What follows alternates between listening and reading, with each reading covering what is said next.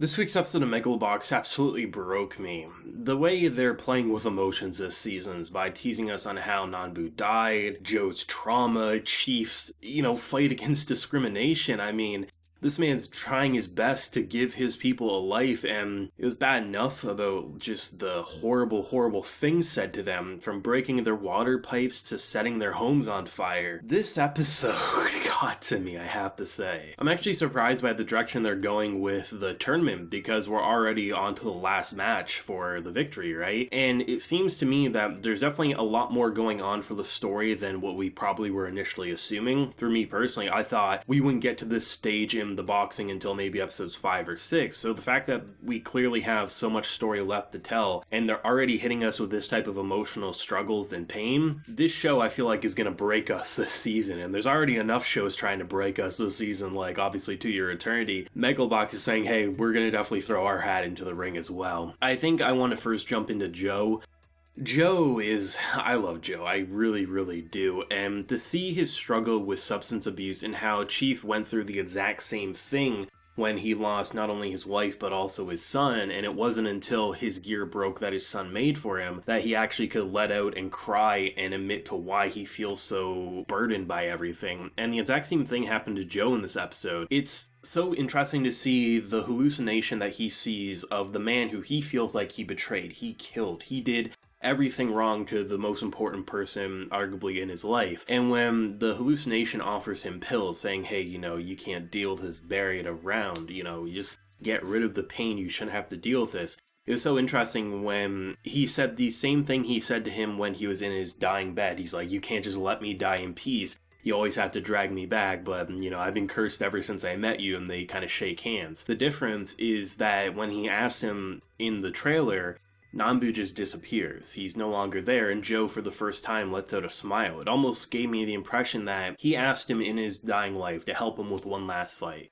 And probably that one last fight is what he, makes him feel guilty about. Maybe he pushed his mentor too far, and, based on what Sachio and everyone else said, maybe it just got to him. We're clearly going to explore it more and more as the season goes on. But the idea that rather than a hallucination staying there after he requested his help, the fact that it faded away, and he trimmed his beard, he got rid of it, he said, you know what, I'm going to tackle this. Even if it's an illusion, even if it's not there, he sees potential, he sees hope in these people that he hasn't felt himself in so long, and he wants to stick around just for that. And I think it's such a powerful moment that doesn't say Joe's going to make it to the end. It doesn't say that Chief and his people are going to make it to the end. But that glimmer of hope is what humanity always holds on to, that glimmer of hope that things will get better. And to see him take those steps to really help a man in need, I think is great, because Chief and Joe are two very different fighters, but they have the same type of core characteristic. They are determined by what they do, and they refuse to back down until they can't get back up. I think it's interesting seeing the difference in fighting styles between Chief and Joe,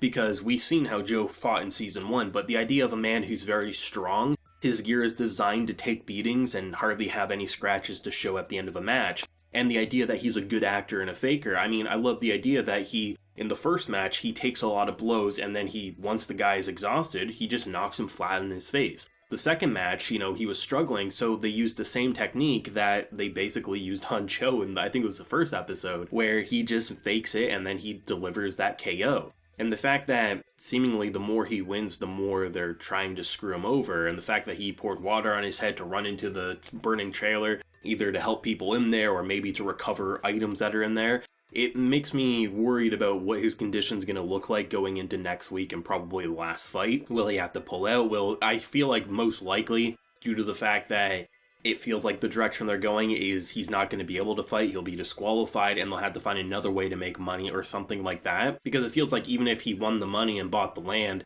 the discrimination's not going to change. The scene where you see them all push away an older lady and her granddaughter, that disturbed me beyond words. And, it's just the way the world is even in today's age, just to see that and to see this kid who, I understand how he got roped into that situation, but I really, really hope that flame was a wake-up call and he stops hanging around these pieces of shit, because if that's not enough to wake him up, I think a punch to the head is the only other solution. And I don't know, there was just a lot of moments that really hit hard and made it feel like the emotional trauma these characters are going through. Chief is a heart of gold, that's the best way to put it.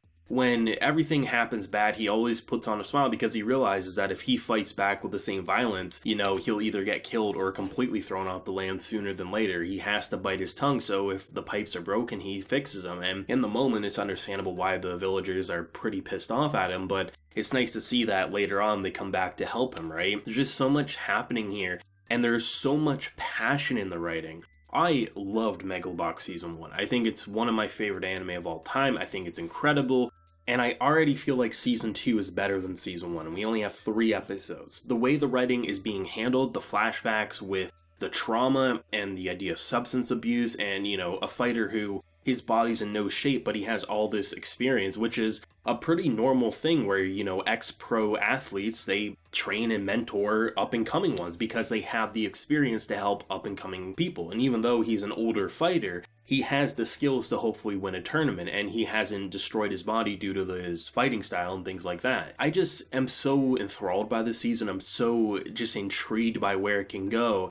And if they're already showing us literally Molotov cocktails on a trailer of just sleeping people because they view them as worthless animals, like, where are we going here? I truly feel like if somehow both Chief and Joe get out of this season alive, I won't see that coming. I feel like someone's dying. I mean, there just feels like we're building up to that, and it almost feels like Joe's somehow going to get roped back into the ring, and if he does, I don't see how he survives. His body dealt a lot of damage in Season 1, and his body is overcoming substance abuse, and what's gonna happen? And I mean, because if Chief ends up getting killed before they find a solution for the people, there's no other person other than Joe who can find money in a way that could do it, right? It's just, my mind is racing, my mind is worried, but I love how these themes and the characters are what driving the show forward. I think I said it in last week's review, the only thing really left to prove is the fights. I think this episode proved it. There's new strategies, there's new ways of doing it, the animation and the way the battle choreography is just as amazing as ever.